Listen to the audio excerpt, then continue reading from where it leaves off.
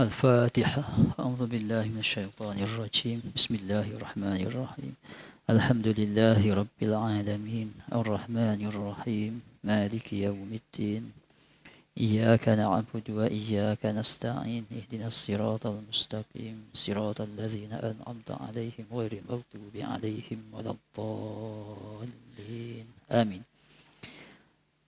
بسم الله والحمد لله نحمده ونستعينه ونستغفره ونعوذ بالله من شرور أنفسنا ومن سيئات أعمالنا من يهده الله فلا مضل له ومن يضلله فلا هادي له أشهد أن لا إله إلا الله وأشهد أن محمدا عبده ورسوله وأرسله بالهدى ودين الحق يظهره على الدين كله ولو كره الكافرون. بسم الله الرحمن الرحيم. قل هو الله أحد الله الصمد لم يلد ولم يولد ولم يكن له كفوا أحد. صدق الله العظيم. أما بعد. السلام عليكم ورحمة الله تعالى وبركاته.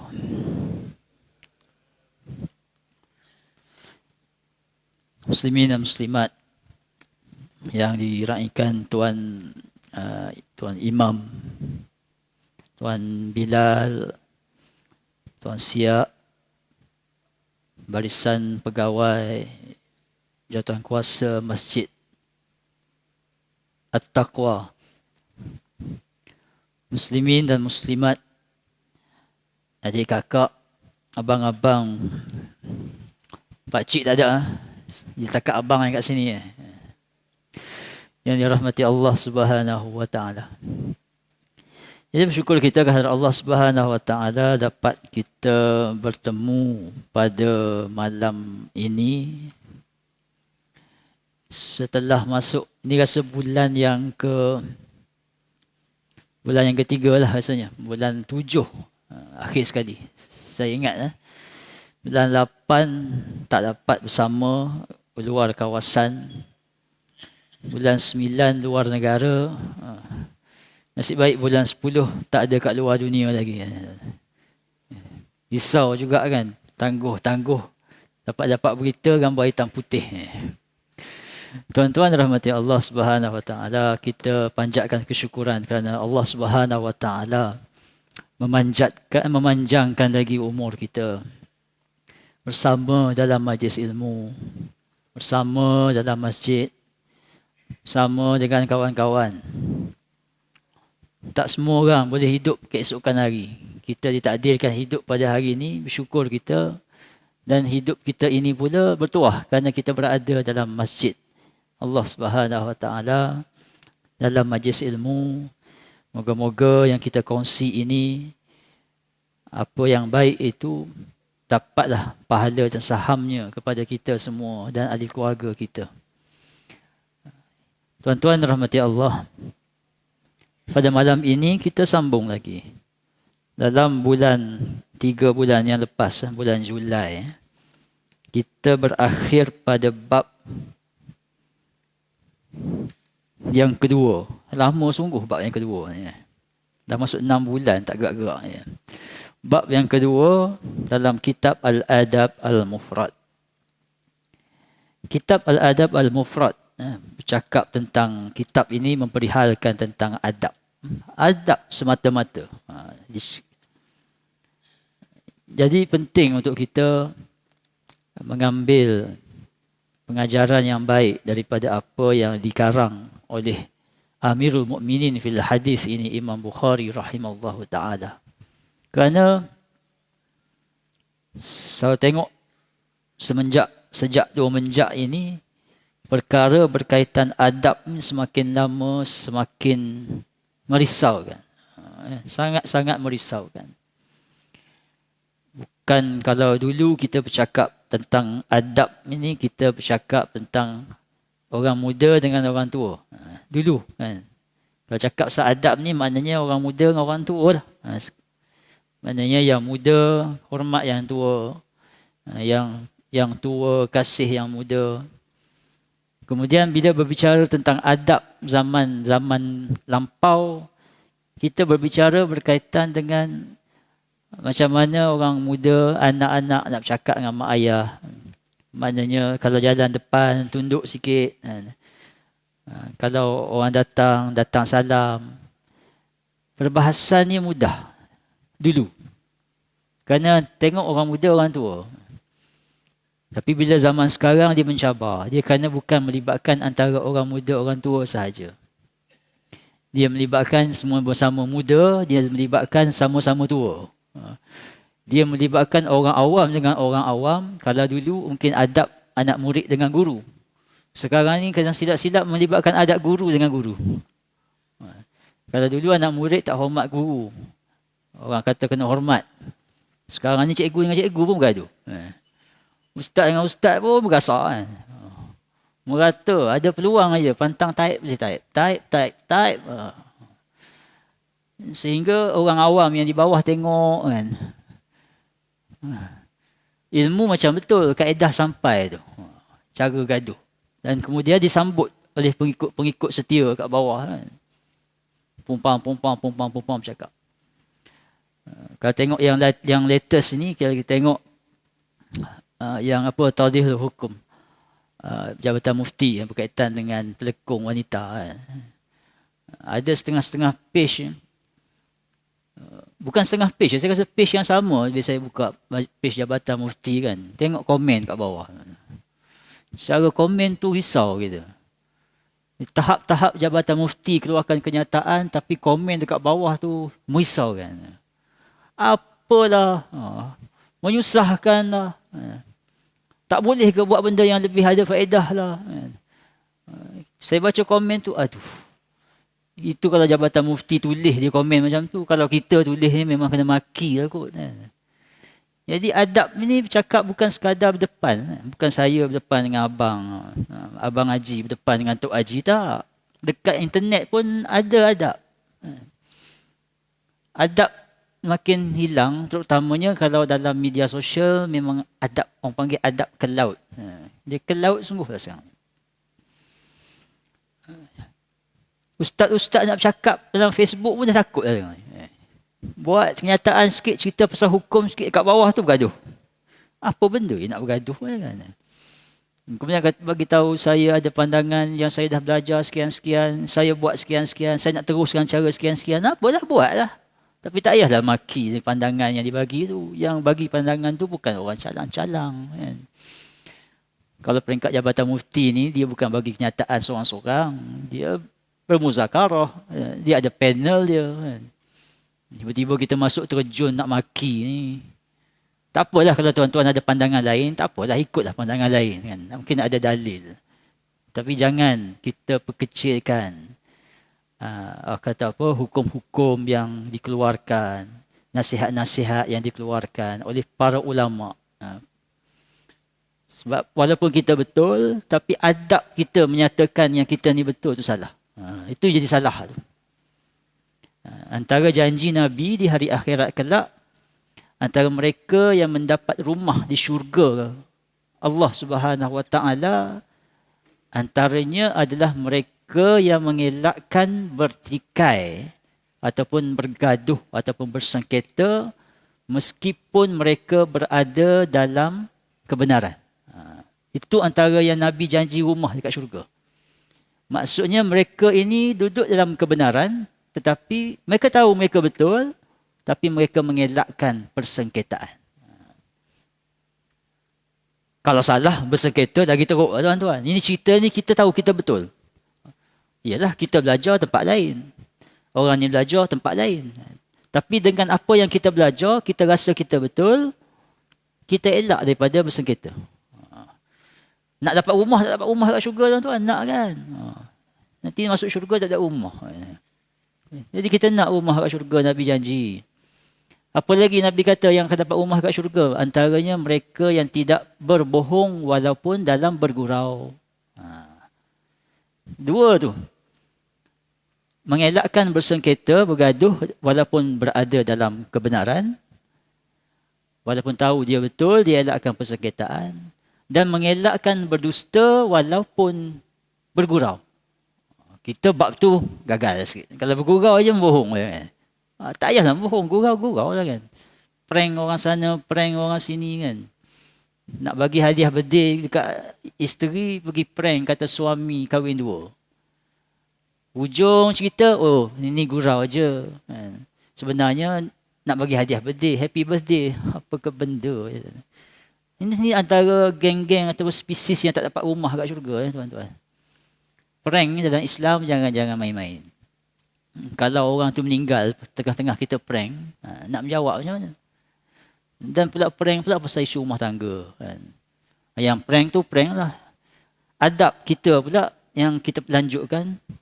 Adab dalam media sosial ini kan sebut pasal rumah tangga, pun tengok adab rumah tangga sekarang macam mana. Semua benda nak masuk media sosial kan. Orang bercerai, orang berkahwin, dia orang berkahwin tu haruslah tengok nampaklah ada logiknya juga kan. Bila bercerai pun masuk media sosial juga. Apa sebab bercerai pun masuk juga.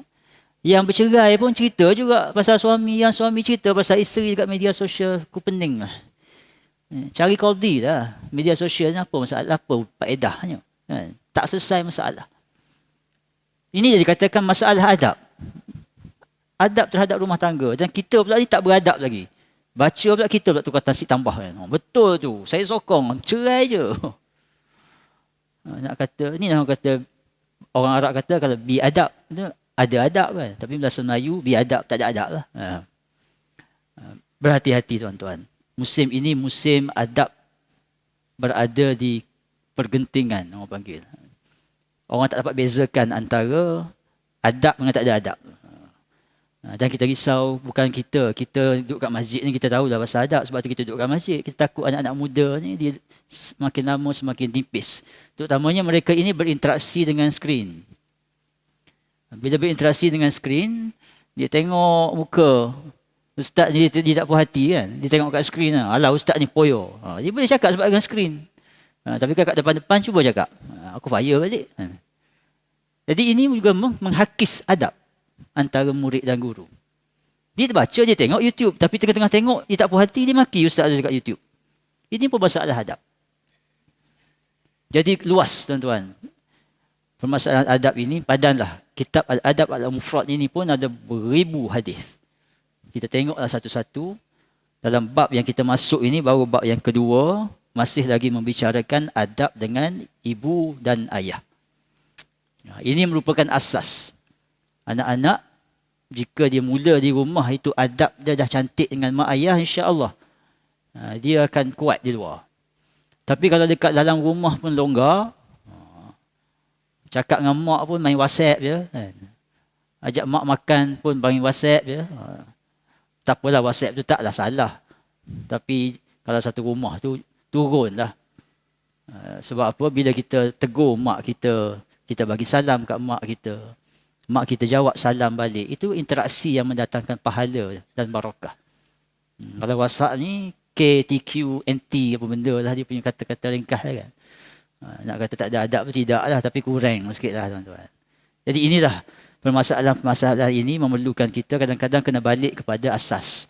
Jadi asas kepada tamadun yang cemerlang adalah masyarakat di dalamnya penuh dengan adab antara satu sama lain. Penuh dengan adab dengan ilmu. Penuh dengan adab dengan makhluk-makhluk lain. Even dengan tumbuh-tumbuhan, haiwan pun kita ada tanggungjawab kita untuk beradab kepada mereka. Tuan-tuan, dalam bab yang sebelum ini kita telah membicarakan berkaitan dengan hadis yang menyatakan tentang kisah berlakunya pembunuhan. Berlakunya pembunuhan kerana apa? Seorang lelaki ini mendatangi seorang wanita untuk meminang dan kemudian ditolak. Kemudian wanita itu didatangi oleh lelaki yang kedua, meminang dia, lantas dia menerima pinangan itu dan dia menjawab akan menikahi lelaki itu. Kemudian kerana cemburu, dia minang tak diterima, lelaki kedua minang diterima dan wanita itu nak menikah dengan lelaki yang kedua, maka dia ghirat, dia cemburu. Bila dia cemburu, maka dia membunuh lelaki itu. Ingat kan tuan-tuan, bulan 7 lepas. Dah boleh ingat kan? Okay. Dan kemudian bila dia bunuh lelaki itu, dia datanglah kepada Sayyidina Ibn Abbas dan bertanya, dia menceritakan tentang keadaan itu. Kemudian Sayyidina Ibn Abbas bertanya, apakah ibumu masih hidup? Dia menjawab, tidak. Kemudian Ibn Abbas berkata, bertaubatlah engkau kepada Allah dan dekatlah engkau kepadanya. Kemudian Atha' bin Yasar, seorang dia perawi pada hadis ini, pergi kepada Sayyidina Ibn Abbas dan dia bertanya, dia kata, aku bertanya kepadanya, mengapa engkau bertanya kepada lelaki itu, kepadanya, lelaki yang bunuh tadi tu, yang bunuh lelaki satu lagi tu, kenapa engkau tanya tentang ibu? Lelaki itu tanya, bolehkah ada taubat untuk aku lagi tak? Ini Sayyidina Ibn Abbas tanya balik, ibu kamu hidup lagi ke tidak? Dia kata tidak. Baru Ibn Abbas jawab, taubatlah kepada Allah dan dekatkanlah kepadanya. Jadi Atha' ini bertanya kepada Ibn Abbas, kenapa kau tanya soalan tu? Ibn Abbas kata, aku tidak mengetahui satu amalan yang paling mendekatkan diri seseorang kepada Allah selain daripada berbakti kepada ibunya. Jadi ini hadis yang kita bacakan dalam sesi yang lepas. Bagaimana keutamaan ibu ini sehingga Ibn Abbas bertanyakan, lelaki itu, maknya hidup lagi ke tidak? Tapi sebabkan dia jawab tidak, barulah Ibn Abbas menjawab, bertaubatlah kepada Allah. Jika tidak, nescaya dia akan nasihati lelaki itu supaya berbakti kepada ibu. Sebab apa Ibn Abbas kata, aku tak tahu amalan yang paling mendekatkan diri kepada Allah selain daripada berbakti kepada ibunya. Sebab tadi Ibn Abbas kata, taubat kepada Allah dan dekatkan diri kepada Allah supaya kamu dapat tebus dosa kamu. Di samping dengan dapat kemaafan daripada waris semua itulah. Maknanya kena taubat pada Allah dan dekatkan diri pada Allah.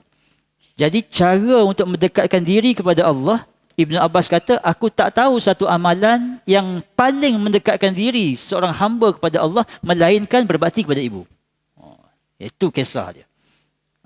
Maknanya nak mendekatkan diri pada Allah, kita tanya, bakti kita kepada ibu kita apa tahap dia? Adakah ia lebih daripada bakti kita kepada isteri kita? Adakah ia lebih daripada bakti kita kepada bos kita kat pejabat? Adakah ia lebih daripada bakti kita kepada keluarga kita? Kerana ibu di atas. Bakti kepada ibu, carilah jalan supaya mungkin untuk menabur berbakti kepada dia. Baik masih hidup ataupun telah meninggalkan kita. Malah kalau ibu yang telah meninggalkan kita, ada amalan yang tak terputus bagi orang Islam. Yang meninggalnya anak Adam, antara satu amalan yang tidak putus ialah doa anak yang soleh. Maka berbakti kepada ibu sampai dia dah meninggal, kita boleh berbakti lagi dengan mendoakannya. Kerana itu akan memanjangkan amalannya, memanjangkan pahalanya. Kerana ibu telah menghasilkan anak yang soleh, akhirnya berdoa kepadanya, maka saham tu masuk terus menerus. Jadi kalau yang masih ada cara dia untuk berbakti. Telefon balik, bagi apa yang dia nak, itu yang masih ada. Yang tak ada juga. Berapa kali kita doa dekat dia, sejauh mana seriusnya doa dekat dia. Kita baca doa, kita faham tak itu doa pada ibu? Apa yang kita harapkan Allah bagi kat ibu kita? Semua tu benda yang mendekatkan diri pada Allah. Jadi semakin dekat kita, semakin banyak bakti kita kepada ibu, maka semakin dekat kita dengan Allah Subhanahu wa taala. Mudah cerita gitulah untuk hadis yang kedua ini. Kemudian bab yang ketiga berbicara berkaitan dengan babu birrul ab. Bab pada menyatakan berbuat baik kepada bapa. Daripada Sayyidina Abu Hurairah, beliau berkata, seseorang bertanya kepada Rasulullah sallallahu alaihi wasallam. Ditanya apa? Kepada siapa patut saya berbakti? Dia kata, kepada siapa patut saya berbakti? Baginda menjawab, ibumu. Dia bertanya lagi, kemudian siapa?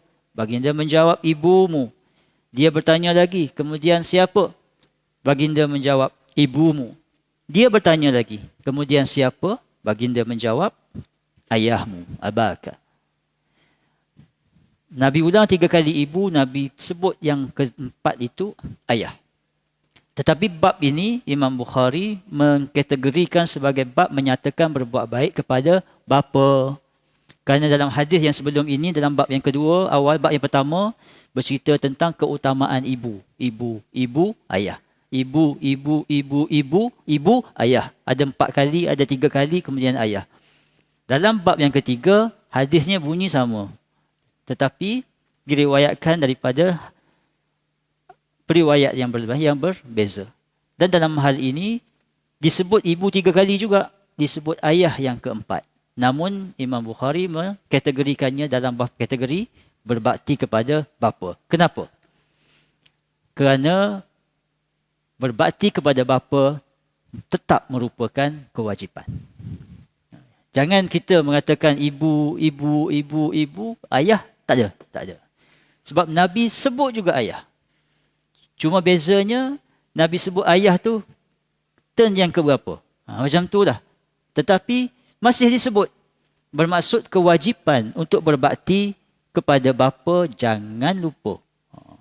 Walaupun bapa ni, biasanya dia ni macam bukan nak terima sangat bakti anak ni kan. Dia buat relax kan. Ayah nak apa? Tak ada. Perlu apa-apa? Tak payah. Kadang geram dia tanya kan. Jawab tak ada apa. Okey je. Semua okey. Memang gitulah orang lelaki tuan-tuan. Kan tuan-tuan lelaki-lelaki tahu kan. Isteri tanya balik kerja macam mana bang? Okey. 8 jam kerja, jawapan dia okey. Itulah ayah. Itulah suami. Jangan tanya banyak-banyak. Cuba tanya isteri macam mana kerja. Start 8.31 dia cerita. 8.32 dia cerita. 9.1 minit dia cerita. Bos dia masuk, bos dia keluar, bos dia marah bos dia balik, bos dia ajak makan, dia ajak bos dia makan, dia suap makan apa, berapa bayar, semua sampai pukul 5.29. Suami kata, nyesal tanya. Semua dia cerita. Perempuan, dia memang nak bercerita. Tapi orang lelaki, kalau dia kata okey tu, okey dah. Kalau tak okey, dia diam. Dia diam, buat moyok kan. Jangan tanya kali kedua. Tunggu lepas maghrib, tanya balik. Katanya sekali lagi, tak ada apa lah. Kan? Ke tuan-tuan tak? Saya rasa saya lebih kurang macam tu lah. Kita ni bila simple, maknanya tak ada apa lah. Kerja, pergi outstation, 4 hari, 5 hari outstation, balik kan. Seronok orang outstation? Seronok? Itu je. Dah tanya seronok tak seronok? Seronok lah. Buat apa kat sana? Kerja. Okey. 7 hari tuan-tuan, tu dah ceritanya. Okey, seronok, ya, habis, cukup, habis. Dia berbeza dengan orang perempuan. Macam tu dah, ayah. Dia ayah, tanya nak apa ke apa semua. Itu sifat, semua dah jadi. Adalah mungkin yang jenis cakap lebih, yang lajak pun ada juga kan. Yang jenis nak bercerita, tapi boleh kata 90% memang gitu. Tetapi jangan disebabkan dengan karakter ini membuat kita rasa macam tak apalah ayah semua dah okey dah. Jangan.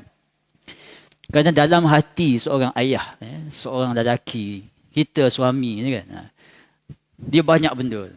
Apa yang dipikir kat sini, dia duduk kat sini. Dia tak keluar kat lidah. Dia nak apa pun, dia usaha dulu. Dapat baru keluar. Kalau mak, dia beletir dulu, kemudian dia cari, dapat juga ujungnya. Sebab tu anak nak apa-apa, dia tanya ayah dulu.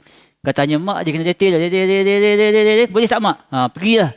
Lepas pada 25 minit kena letir kan. Kalau pergi kat ayah dia, ayah, boleh? Nak pergi mana? Okey. Lepas tu mak kat belakang marah. Tu dah. Kan? Kalau minta dengan ayah kau, cepat ya dapat. Kan?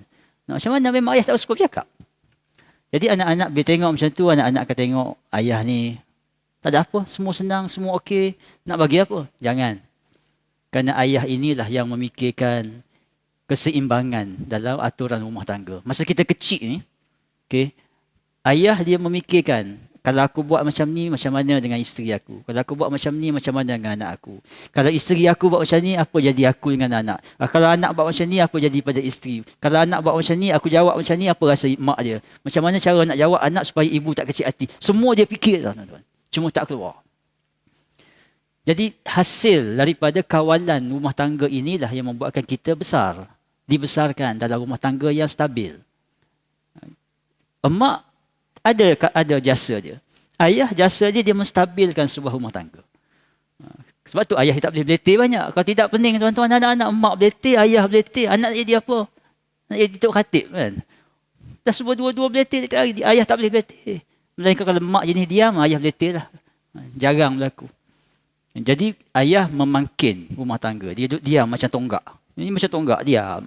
Tapi rumah tangga stabil. Sebab itulah jangan pertikaikan peranan suami, peranan lelaki dalam rumah tangga ni lain. Jadi dalam hal itu maka kita kena tahu jasa seorang ayah juga merupakan kewajipan buat kita untuk membalasnya. Alah, nampak senang je kerja ayah. Kau cuba jadi ayah, kau tahulah. Saya jadi ayah, ada 6 anak kat bawah kan. Tengok satu-satu kan. Kadang rasa nak makan, kadang rasa nak picit kan. Kadang rasa tapi nak cakap banyak kan, mak dia dah cakap banyak. Okeylah, kita relax kan. Tapi dalamnya macam-macam fikir. Anak nak belajar. Okey, beasiswa nak dapat kat mana? Dah duduk dalam kategori T15 pula kan. Kononnya lah kan. Duduk T15, anak 6 duduk kat KL. Minyak kena bayar mahal, apa T15 nya kan. Okey. Mikir macam-macam ni. Anak tak pergi sana, tak dapat scholarship. Mak dia, abang, okey hantar anak, okey. Next ayah settle lah. Carilah apa yang patut. Jadi inilah peranan ayah. Mut'im bin Adi, ketika umat Islam di pulau zaman baginda Nabi SAW, beliau bukan Islam, tetapi beliau antara mereka yang berusaha keras untuk cuba membatalkan perjanjian pemulauan kepada orang Islam. Nabi sebut dalam satu ketika, dia kata kalaulah Mut'im bin Adi ini masih hidup, aku akan berbicara kepadanya. Untuk apa? Dalam hal membebaskan perang pertawanan perang Badar ni. Nabi ingat jasa seorang bukan Islam walaupun dia masih belum Islam, kerana teringat akan jasa dia ketika Nabi susah. Maknanya Islam ini mengajar kita mengenang jasa. Orang bukan Islam yang belum Islam sekalipun jasanya dikenang oleh Nabi. Apatah lagi seorang ayah yang beragama Islam yang membesarkan kita bersama ibu kita. Takkan tak jadi kewajipan untuk kita berbakti. Jadi kedudukan ayah di tempat keempat bukanlah bermakna tidak ada kewajipan, tidak. Cuma kalau susun queue, kalau kata kita cerita pasal ni, kalau mak panggil, bagi tahu anak-anak, kalau ayah dengan mak panggil sekali, jawablah mak dulu. Kita ajar macam tu, cara mudah. Kalau mak minta picit, ayah minta pijak, picit mak dulu. Kita ajar anak gitu, mudah. Kalau mak minta RM10, ayah minta RM10, bagi mak RM10 dulu. Tapi lepas bagi mak RM10, kena bagilah ayah RM10. Wajib dua-dua bagi. Anak kata, ingat lepas tak. Ayah minta, kena bagi juga. Cuma bagi mak dulu. Jumlah sama. Tak kisah kan. Jadi inilah Islam. Dua-dua wajib. Tetapi keutamaannya. Macam kita lah. Saya sebut dalam sesi yang lepas. Kalau kita ini ada kewajipan. Kewajipan kita menutup aurat. Tiba-tiba kita kena appendix. Sakit appendix kan? Bawah pusat tuan-tuan. Tengok-tengok doktor tu pula. Doktor sama tak sama jantina? Puan-puan. Puan wanita. Kena jaga aurat daripada seluruh badan kena tutup. Melainkan muka, tapak tangan dengan belakang tapak tangan yang dia tak boleh buka. Wajib tutup aurat. Wajib tutup aurat. Tetapi tiba-tiba kena appendix. Pergi emergency. Surgeon yang ada hanya surgeon lelaki. Tak boleh operate. Tak boleh tuan-tuan. Kena operate juga. Sebab apa? Kalau pecah jangkitan satu badan, boleh bawa kepada kematian. Darurat dari segi nyawa. Tetapi dengan darurat dari segi nyawa itu yang membuatkan kita terpaksa buka aurat kita kepada doktor lelaki kerana nak operate appendix, sedangkan kita ni perempuan. Adakah ia menjadikan kewajipan menutup aurat tak wajib? Masih wajib. Tetapi diutamakan buka dulu masa tu untuk operate, kemudian tutup balik. Itulah konsep keutamaan hukum dalam Islam. Kewajipan yang pertama tidak membatalkan kewajipan yang kedua. Cuma keutamaannya yang mana satu dulu. Yang mana satu dulu. Kalau yang pertama nyawa dulu. Kemudian barulah tutup aurat balik. Tak boleh kata lepas pada buka ni, dah buka dah. Lepas ni tak payah tutup lah. Tak boleh. Kewajipan tak gugur. Cuma pada masa itu keutamaannya nyawa. Kewajipan untuk berbakti kepada ayah tak gugur. Cuma keutamaannya mak. Habis mak, terus pergi pada ayah. Jangan tinggalkan ayah, kerana ia dianggap meninggalkan kewajipan. Ya, tuan-tuan, mudah bila tengok macam tu. Sebab itulah Imam Bukhari meletakkan hadis ini sebagai bab berbuat baik kepada bapa. Tuan-tuan yang rahmati Allah. Bab yang seterusnya. Bab yang seterusnya. Hadis ini adalah hadis mauquf. Haddatsana Hajjaj qala haddatsana Hammad huwa bin Salamah an Sulaiman at-Taymi an Sa'id al-Qaisi an Ibn Abbas qala ma min muslimin lahu walidani muslimani yusbihu ilayhima muhtasiba illa fataha lahu Allahu babain, يعني من الجنة وإن كان واحدا فواحد وإن أغضب أحدهما لم يرضى الله عنه حتى يرضى عنه قيل وإن ظلمه قال وإن ظلمه. Sadaq Rasulullah sallallahu alaihi wasallam.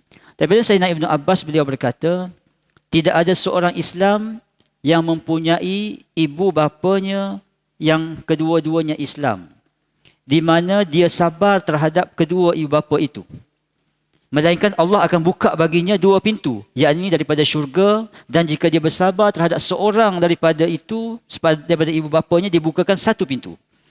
Dan jika dia membuatkan salah seorang daripada kedua ibu bapa marah, maka Allah tidak sekali-kali meredainya sehingga salah seorang dari kedua-dua ibu bapanya itu meredainya. Lalu dikatakan kepada Ibnu Abbas, walaupun kedua-dua ibu bapanya menzaliminya. Ibnu Abbas menjawab, walaupun kedua-duanya menzaliminya. Tuan-tuan, hadis ini babu birra walidayhi wa in zalama.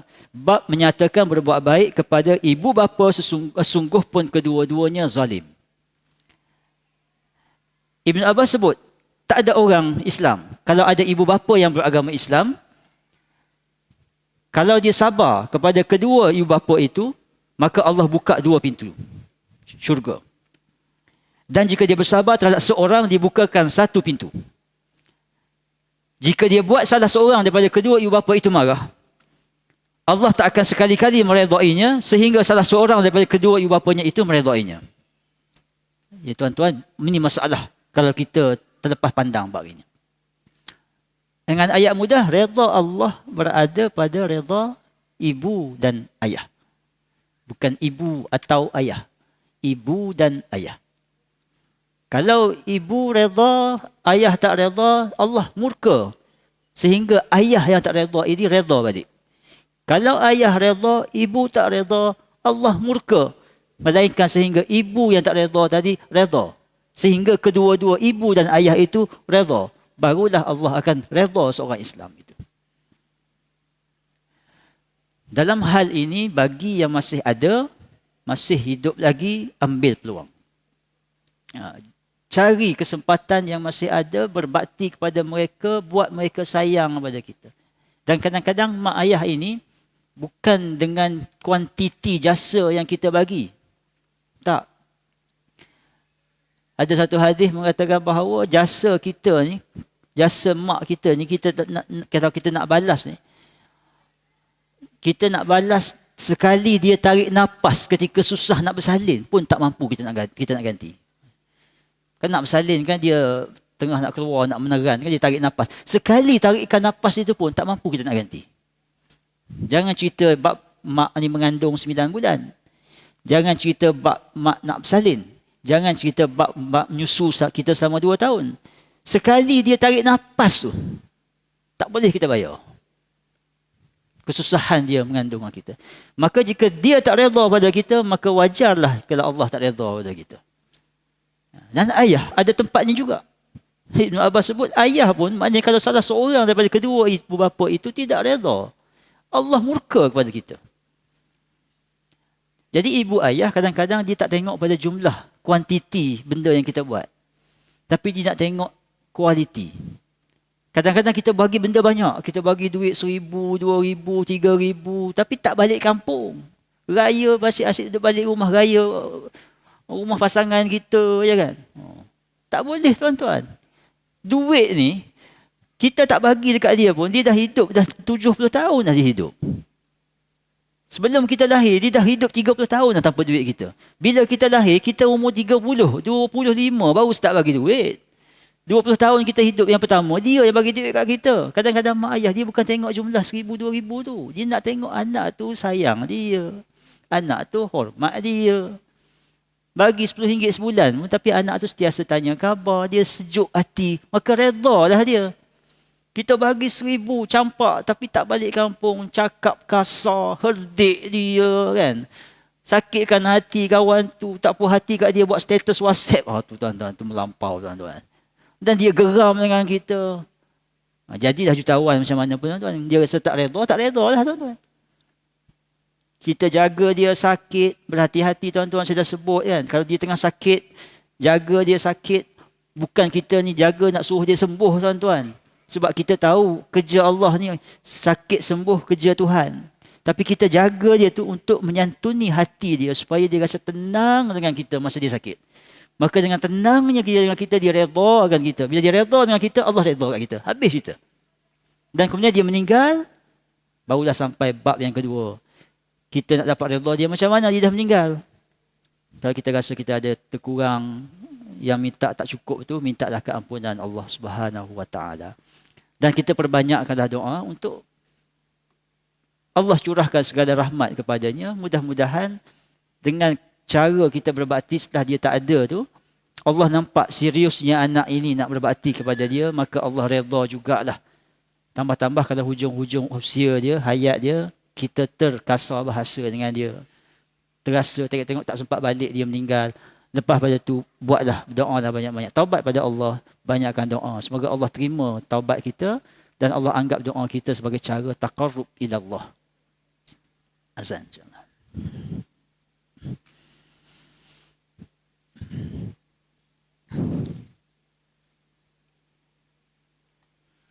A'udzubillahi minasyaitonirrajim. Bismillahirrahmanirrahim.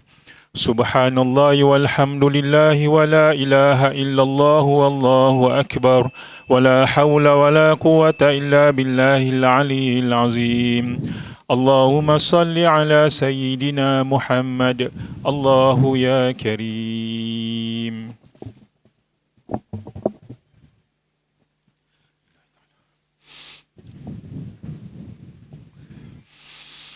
Allahu akbar, Allahu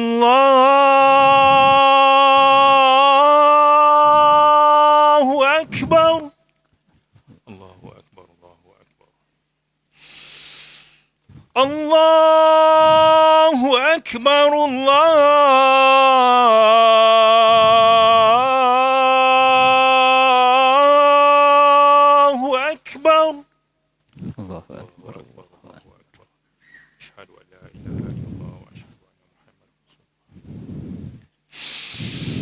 Asyhadu an la ilaha illallah wa asyhadu anna Muhammadar Rasulullah. Asyhadu an la ilaha illallah. Asyhadu an la ilaha illallah. Asyhadu an la ilaha illallah.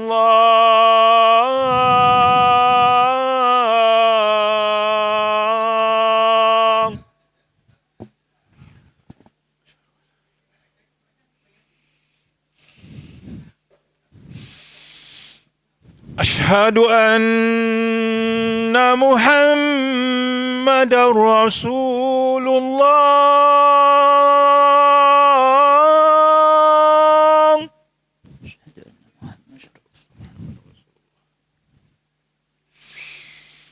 Asyhadu anna Muhammadar Rasulullah.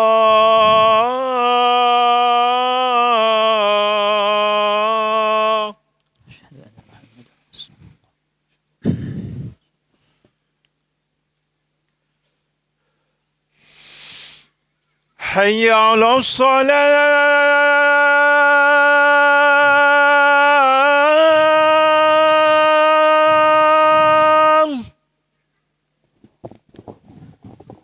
La haula wa la حي على الصلاة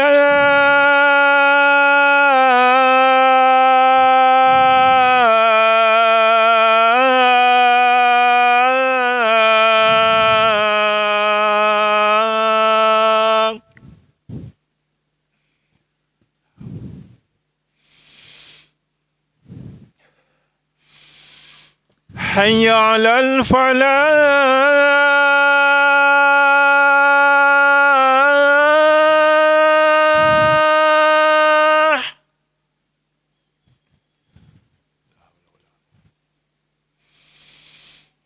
حي على الفلاح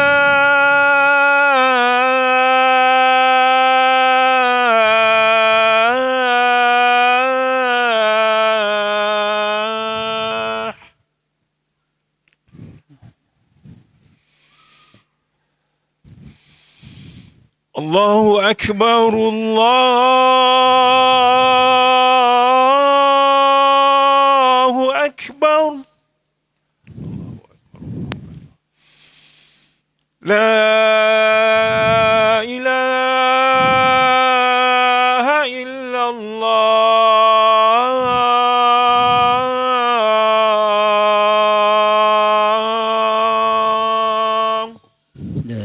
لا إله إلا الله. اللهم صل على سيدنا محمد وعلى آل سيدنا محمد. اللهم رب هذه الدعوة التامة الصادقة وبعث مقام الشرف وجه لا شريك له.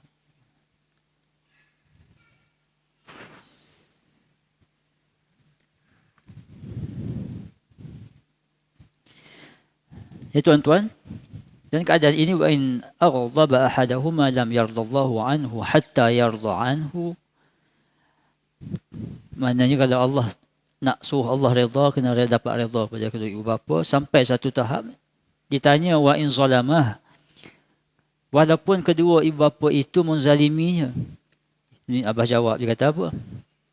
Dia kata walaupun kedua-duanya menzaliminya. Jadi bersabar dalam hal ini. Hadis ini dia minta sabar. Hadis ini menceritakan tentang sabar dengan mak ayah. Sabar. Antara berbakti kepada ibu bapa ini bukan sekadar bagi pemberian material. Dalam hadis ini jelas disebut bersabar. Jadi bersabar kepada ibu bapa ini merupakan satu kebaktian kepada ibu bapa. Barulah Allah redha pada kita. Kerana ibu dan ayah ni dia ada benda yang mungkin kita tak setuju. Ada mungkin kita terkecil hati. Mungkin kalau kecil kita boleh ikut lah. Kalau kecil kita kena rotan, kita okey. Umur 15 kena rotan, kita okey. Tapi kalau umur 49 tahun, dia rotan lagi, kita geram lah kan. Tapi apa dia? Sabar. Sabar. Ayah, dia rotan tak lah. Ayah tak rotan anak umur 50 kan. Tapi dia letih. Kau ni dah besar panjang umur 50 kan. Orang azan kau basuh kereta kan. Nak jadi apa kau ni? Dia sound pula depan anak-anak habis semua kan. Lebam muka tuan-tuan. Sabar. Kau ni kaya saja tapi tak reti nak sedekah. Dalam mak ayah dia punya mulut laser tuan-tuan. Dia kenal kita ni sebagai anak daripada kecil. Kita umur 40, kita umur 50, dia nampak kita anak dia je. Sama lah tuan-tuan sekarang kan. Tengok anak-anak tuan-tuan. Dia umur 3 tahun, dia umur 10 tahun, dia umur 40 tahun. Kita beletir juga kat dia. Sama je. Bila jadi mak ayah ni pada kita anak tu anak. Dia datuk ke, dia Tan Sri ke, kita tak kisah. Anak-anak. Aku nak tegur, aku tegur. Kita sebagai anak, sabar. Sehingga peringkat apa dikatakan, walaupun menzaliminya. Ya, walaupun menzaliminya. Sabar juga.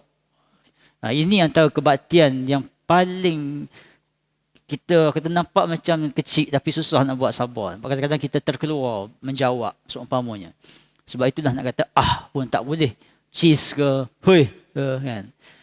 Kadang-kadang kita dah jadi biasa, kita terkasar. Tapi tuan-tuan jangan pula nilai keluarga berdasarkan penilaian kita. Ada setengah keluarga memang bunyi kasar. Ada bunyi kasar juga. Alah kau ni mak. Saya pernah dengar macam tu. Saya datang kat sini lalu kan. Dia cakap, alah kau ni mak. Kan aku dah cakap masak. Aku, kau, alah. Tapi rupa-rupanya memang gitu cara cakap. Kan? Tapi kalau saya balik kampung, saya cakap, ayah kau buat apa? Memang makan batang penyapu lah kan. Kau aku. Setengah rumah tangga, kau aku, okey. Sebab dia memang itu cara mesra. Dia kata bunyi akau aku dengan mak pun ada juga. Kita jangan nilai keluarga berdasarkan pandangan kita. Tetapi pandangan, kalau kita bercakap, mak ayah kita okey tak? Kalau dia okey, okey lah. Kalau kita kata saya antara anak hantar dengan mak ayah kata kau buang terbiak ke? Kan? Tu cakap dengan cara yang dia nak. Sabar lah tuan-tuan. Jadi ini antara benda, sabar walaupun dia menzaliminya. Melainkan, dia menyuruh kamu ke arah perkara yang maksiat. La ta'atin li makhluqin fi maksiatin. Tidak ada ketaatan pada makhluk pada perkara maksiat. Kalau dia berbuat maksiat, kita kena hormat dia lagi. Kita kena bersabar dengan dia lagi.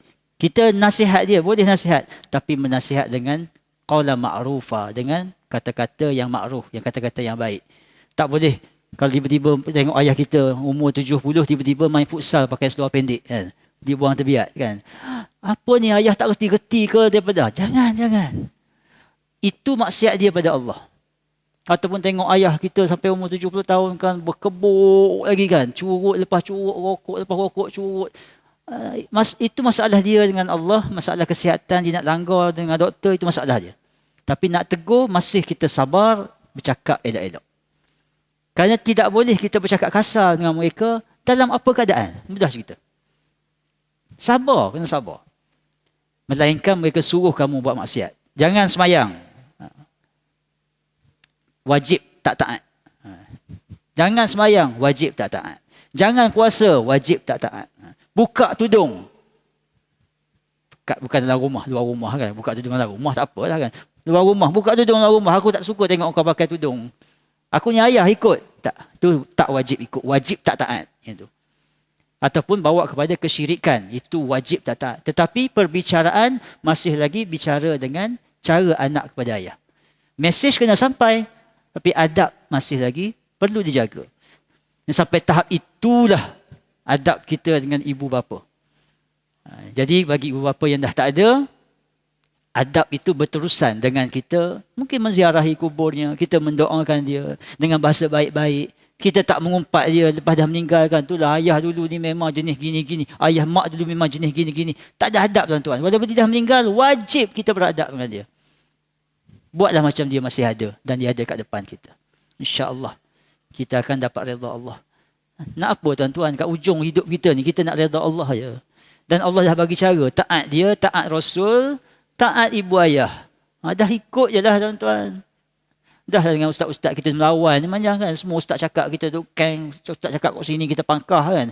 Dengan ustaz tak dengan mak ayah mana gaduh juga. Tak payahlah tuan-tuan. Beradablah dengan ayah, bersabarlah banyak-banyak dengan keadaan-keadaan yang kita tengok di depan kita. Cuma ketaatan kita tidaklah wajib kepada mereka sekiranya mereka membawa kita ke arah maksiat. Namun adab kepada mereka tetap perlu dijaga sehingga ke akhirnya. InsyaAllah. Mudah-mudahan Allah mengurniakan kita, mengurniakan hati kita, hati seorang anak yang taat, yang beradab kepada ibu ayah. Dan moga-moga Allah mengurniakan anak kita menjadi anak yang taat dan beradab kepada kita sebagai ibu ayah.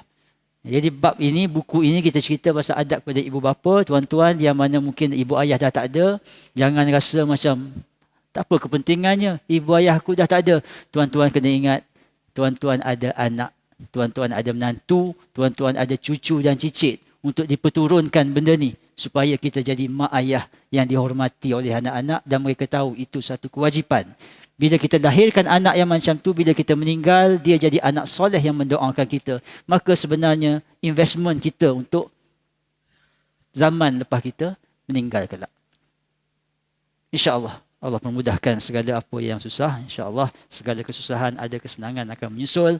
Moga-moga Allah Subhanahu wa taala mengampunkan dosa-dosa kita semua. Allah taala. Aku qouli hadza wa astaghfirullah azim li wa lakum wa lisairil muslimin wal muslimat fastaghfiru fa ya fawzal mustaghfirin. Assalamualaikum warahmatullahi taala wabarakatuh. Subhanakallahumma wa bihamdika asyhadu an la ilaha illa anta astaghfiruka wa atubu ilaik. Wal 'asri innal insana lafi khusr.